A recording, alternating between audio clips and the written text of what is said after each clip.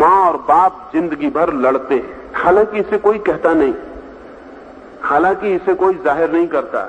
जो पति पत्नी घर में लड़ते हैं वे भी शाम को जब घर के बाहर निकलते हैं तो दूसरे चेहरे लगा के निकलते हैं। दूसरों के सामने वे जो चेहरे दिखलाते हैं वो चेहरे दूसरे हैं, वो असली चेहरे नहीं है। असली चेहरे बहुत दूसरे। हम सबके पास नकली चेहरे होते हैं जो हम घर के बाहर निकाल के निकलते हैं, और स्त्रियां तो अपने नकली चेहरे अपने वैनिटी बैग में भी रखती हैं, कहीं भी जरूरत पड़े तो उसको तैयार कर लिया।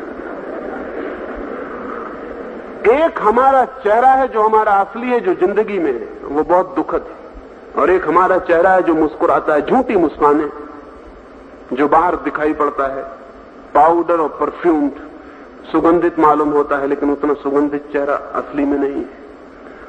हम दूसरों के सामने कुछ और हो जाते हैं जो हम नहीं है, लेकिन हमारे बच्चे तो हमें पकड़ लेते हैं, उनके सामने हमारे असली चेहरे प्रकट हो जाते हैं। ये कितनी दुखद बात है कि इस पिछले 20 साल के खास मनोवैज्ञानिकों का ये सुझाव है कि अगर मनुष्य जाति को मानसिक रोगों से मुक्त करना हो तो बच्चों को माँ बाप से अलग पालना पड़ेगा। ये बड़ी अजीब सी बात मालूम पड़ती है।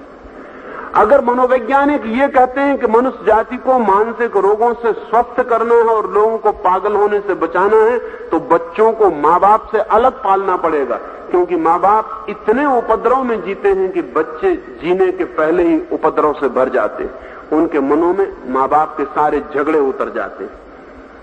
और ध्यान रहे, 4 साल की उम्र में बच्चा जितना सीख लेता है वो 50% है पूरी जिंदगी के सीखने का, फिर बाकी जिंदगी में 50% और सीखेगा।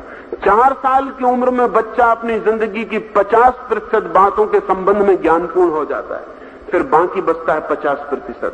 अगर वो 84 साल जिएगा तो 4 साल में उसने जितना सीखा बाकी 80 साल में उतना सीखेगा। और 4 साल उसे माँ बाप को देख के जीना पड़ते हैं, उनकी सारी कलह, उनका सारा संघर्ष, उनका सारा द्वेष, उनकी सारी ईर्ष्या, उनकी सारी घृणा, उनकी सारी गाली गलौज, उनके तने हुए चेहरे, उनकी उदासियां, उनके आंसू, वो सब उस बच्चे में एब्जॉर्ब हो जाते हैं। वो बच्चा उन सबको पी जाता है। वो बच्चा फिर जिंदगी में उन्हीं बातों को दोहराता है।